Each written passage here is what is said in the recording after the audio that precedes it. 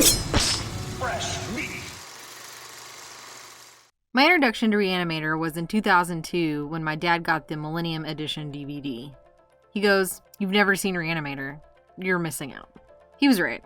I was missing out. I remember for years I would stare at the box. You see this picture of Jeffrey Combs as Herbert West with that crazed look on his face, a syringe full of something radioactive looking, and the head of some poor bastard. It also helps that the box itself is the same bright green. How are you not drawn to this? When I finally sat down and watched it, I knew immediately all the reasons he had loved it without him actually ever being able to tell me why. It was weird and incredible and one of a kind. It was everything I ever wanted it to be. Note, we're revisiting a movie that is nearly 40 years old. Don't let that part sink in. So, spoilers will be here.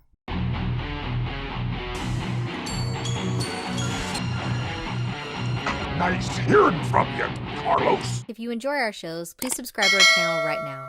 Like this video and click the bell so you can be notified each time a new video goes up. And now, back to the show.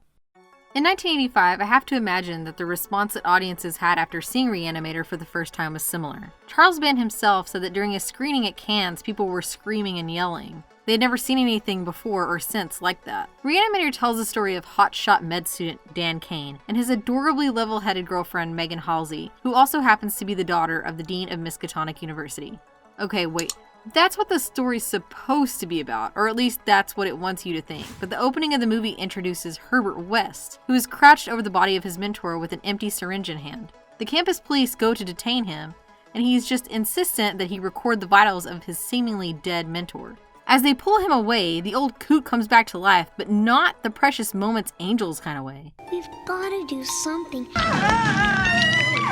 West tries to elicit some sort of response, but the next thing you know, the undead Doc is screaming in agony as his eyeballs start to swell and burst out of his head. And there it is. You've been introduced to your focal point, and you never want to look away. I gave him life. Poor Dan. He never stood a chance against West, though I think that Dan is complex in his own way and doesn't need the clever lines to be a well thought out character. You'll hear me talk about the relationships in this quite a few times because they work so well in a movie that is ultimate insanity cheeseball goodness, but the performances take it to the next level. It helps that the cast had weeks to rehearse together in Barbara Crampton's apartment. Also note that your director and your entire cast have theater backgrounds. I'm not saying that theater folks ultimately make a movie stellar, but in this case it absolutely contributes. See David Gale's performance, both before and after beheading. I want your discovery. Re-Animator is probably the most well-known of the H.P. Lovecraft adaptations, though very loose, extremely loose. The idea of even doing this came from Gordon having a conversation with his friends about how there were too many vampire movies and not enough Frankenstein ones. One of his friends asked if he had ever read Lovecraft's Herbert West Re-Animator. Gordon had not read the Lovecraft tale, so he journeyed to his local library to secure a copy. Gordon said that he had to put a request in to get the book as it was out of print. 6 months later, the copy comes straight from Special Collections, and it's the oldest, dustiest pulp book with the pages practically crumbling as he flipped through. And that was that. The film was shot in 22 days and was given a more modern take. Gordon decided that Lovecraft's elaborate gothic setting would be rather difficult and costly to pull off. Instead, he decided to set the story in present-day Massachusetts 1985, which I think works perfectly. Trying to pull off the type of world that Lovecraft creates in his stories would not be an easy feat. When asked once by an interviewer on how he gets to the intensity of Herbert West, how do you get yourself into that state of being? All smart-ass responses aside, Jeffrey Combs commands every scene he's in. We could sit here and do a play-by-play of every time he appears on screen. One of the best scenes is an early one between West and Dr. Hill, played by David Gale. Dr. Hill is leading his class discussing how long the brain is active after death. To begin with, West already made his feelings about Hill's work known. It's so derivative, it's considered as plagiarism in Europe. So derivative, in fact, that in Europe it's considered plagiarized. One of several of my favorite lines. As Hill is giving the students a lesson, West holds a pencil by two sides and breaks it, interrupting and infuriating Hill. Seeing him pull that second pencil out and watching Dean look super put out in the back is a choice moment.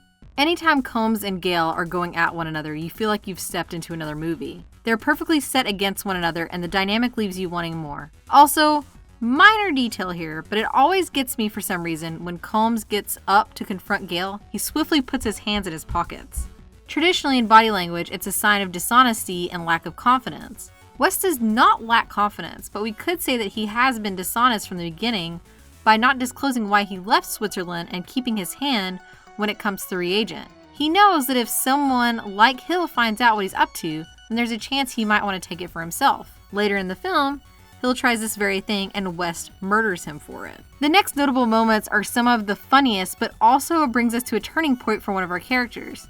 Later in the night, after finding that Dan's cat Rufus was somehow killed, totally killed by West, and in West's freezer no doubt, cat dead, details later, Dan is awakened by the same cat screeching and yelling. This noise leads him, well, he kind of falls down the stairs to the basement where West's makeshift lab is. Out of nowhere, West is freaking out, urging Dan for help as Rufus is clinging to the back of West's shirt. Clinging to life? Is that too much? From here, the two hunt for Rufus and rather violently bring the cat to its second end. This is where Dan sees firsthand what West has been hiding, and instead of being upset, he's intrigued. He watches West reanimate his dead cat for a second time, even though Rufus is mangled and crying in pain. West inches closer, his head hovering slightly over Dan's shoulder. West has successfully pulled someone else into his obsession. Dan is seduced time and time again by West's journey to reanimate the dead. We see that continued in Bride of Re-Animator. We watch him go through the moral ramifications and then get quickly pulled out of it when Megan happens upon the scene in the first movie. After losing Megan, Dan doesn't have that little voice to remind him of the madness he's been sucked into. Abbott's ability to so effortlessly drift between these two states is exciting to watch. In a way, the viewer can probably see more of themselves in Dan. The overarching theme, even though it gets perverted at times, is that we want there to be something beyond death. Dan feels this at the beginning with one of his patients, but really feels it when he's in the same position with Megan. Most of us have had the desire to bring back something we love, whether it be human or animal. However, we all know the rule. Well, sometimes that is better. In talking about the battle with Rufus, we have to segue. The absurdity of the movie and story itself lends to the greatness of the special effects. I'm a huge supporter of practical effects, as I've seen the major difference it makes to a movie, especially when viewing movies of the past 10, 15 or so years. Anyone remember when we started using computer effects? What a time to be alive. Stuart Gordon said that he spent a lot of time in morgues across America and found that the Hollywood depiction of a corpse was rather far off base, as they were painted gray and dripping blood from the mouth. His time with the pathologist was well spent, as he gives the corpses a little more depth than they had gotten in the past. The zombies were made to be different from those seen in the Romero films. Gordon called them speed freaks and had them act like they had just stuck their fingers in a light socket. Now, I have to circle back to David Gale, who is so utterly gruesome as Dr. Hill. His admiration for Megan is barely restrained and often creepy, even though he's so damn classy. However, when he's in talking head form, the restraint is now just a free-for-all to do whatever he desires, which leads us to a rather uncomfortable scene with Megan. You all know what I'm talking about.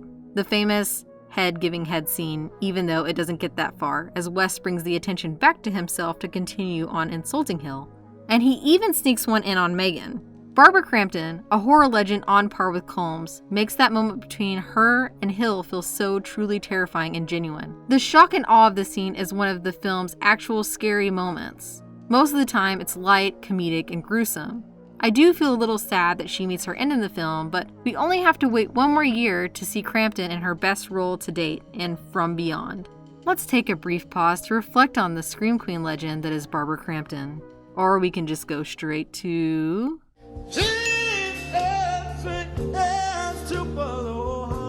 We're not worthy! Then before you know it comes utter chaos that is the end of this movie. Holy cow, we're already here? Yes, because the pacing of the movie is excellent. It never drops or drags. The movie is over before you know it, and it didn't feel at all like you just sat through 86 minutes of whatever the fuck you just watched. This is a feeling I love after watching anything like this. You have no idea what happened, but all you know is that you loved every second of it. Funny how the story is the least favorite among critics of Lovecraft's work, as well as Lovecraft himself, and has become a cult classic. There are hardly any flaws in this movie.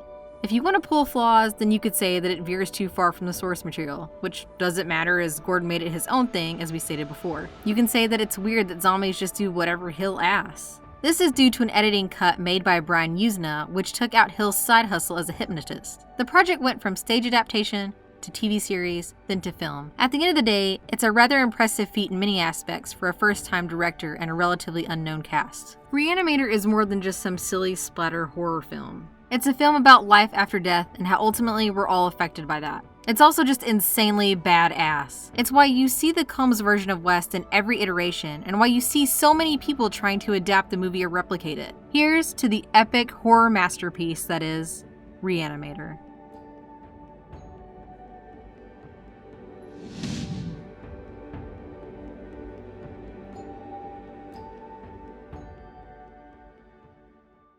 You'll never get credit for my discovery. Who's going to believe a talking head? Get a job in a sideshow.